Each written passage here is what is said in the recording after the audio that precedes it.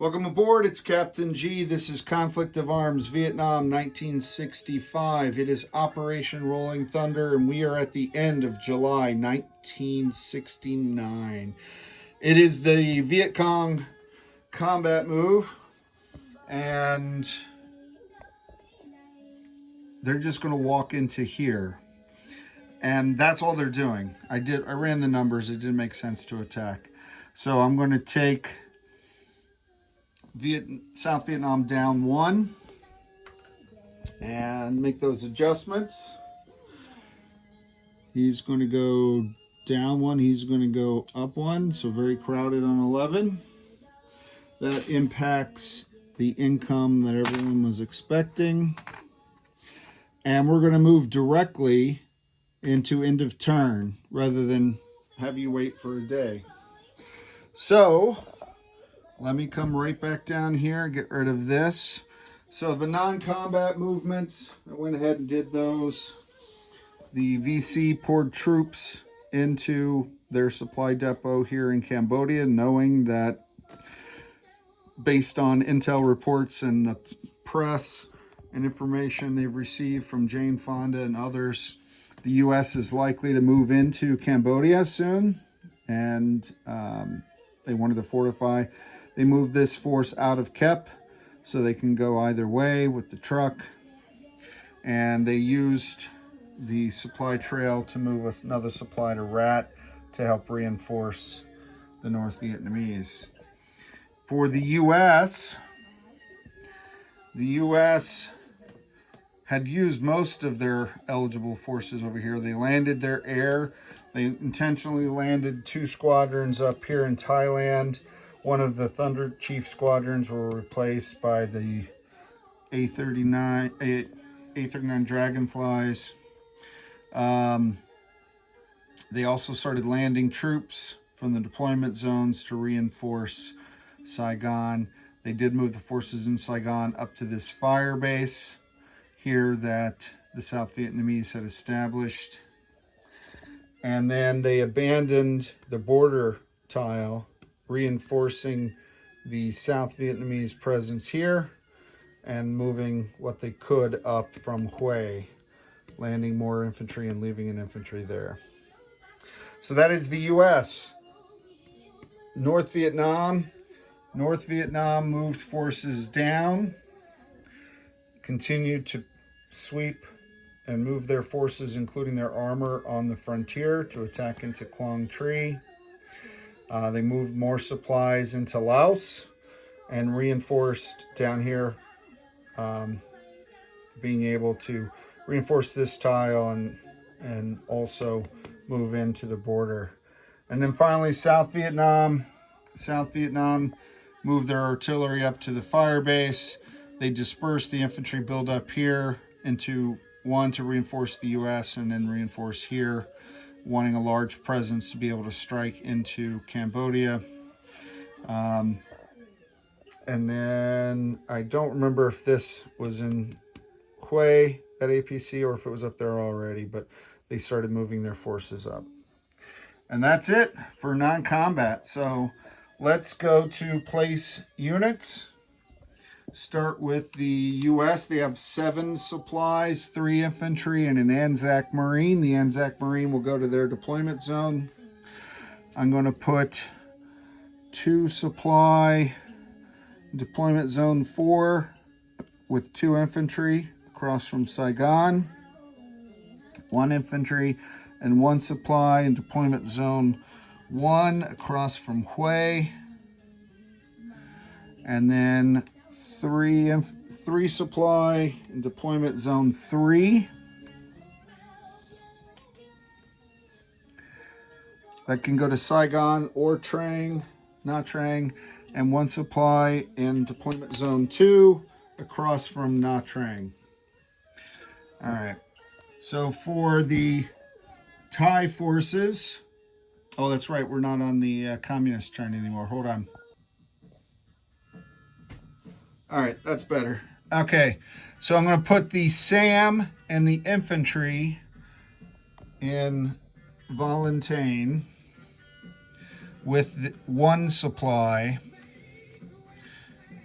The other supply will go north where the transport helicopter flew to be able to be in position to fly them back down. For the ARVN, they're going to start one supply in Hue with 1 infantry and 1 infantry and 2 supplies in Saigon.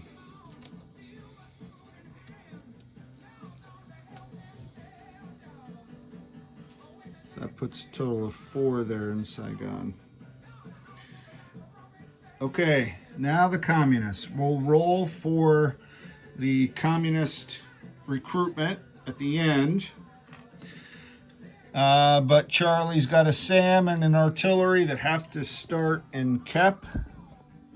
Their only factory. SAM and an artillery. And they have 2 supplies. They'll put 1 up in Rat with an infantry to protect Rat. 2 infantry, 1 in Kampot, and 1 in Kep. And then the supply, wait a minute. They're not putting the 1 in Kep. They're going to put 1 here, and they got to put 1, not in Rat. They're going to put it down here. So 2 supplies here. All right.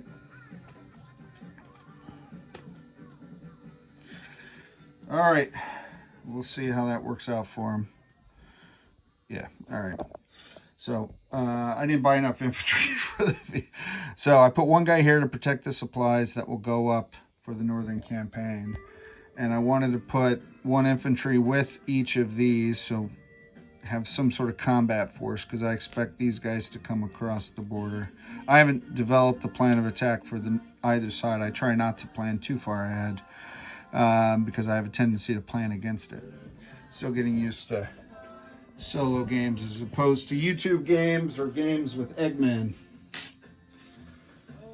All right, so North Vietnam, that path to Ratatouille still exists, so they get their bonus infantry. And then these 3 purchases we're going to go ahead and put in Vin, and a supply, a tank, and then they can only produce 2, so this infantry is going to go in Hanoi. All right, and then this is Soviet supply, so he can arrive by ship in Vin, and then this is their money. Okay, so we're gonna roll for the VC. They have 3 tiles they control. They got a 0, which is a high number, not a low number, so that's a fail. They do not get the free sapper. All right, so income chart, the US is down to 13, so that's frustrating. The South Vietnam's at 11, Laos is at 8. I got 15 for North Vietnam. I put those in the wrong tile. Glad I put flags on the chips. 15 for North Vietnam and 11 for South Vietnam, with their 6 bonus green and their 5 bonus yellow. So that's a boatload, buku bucks for the VC, but their ground forces have been wiped out, so I don't know if they're going to be able to protect. So we move from July to January of 1970, January to June of 1970, because July is here. And next turn, it's appropriate, because I think the time this airs, if I looked at the calendar right, today is May 3rd. Tomorrow will be, when I record the next episode and post and it goes live, May 4th which was the anniversary of the Kent State shooting.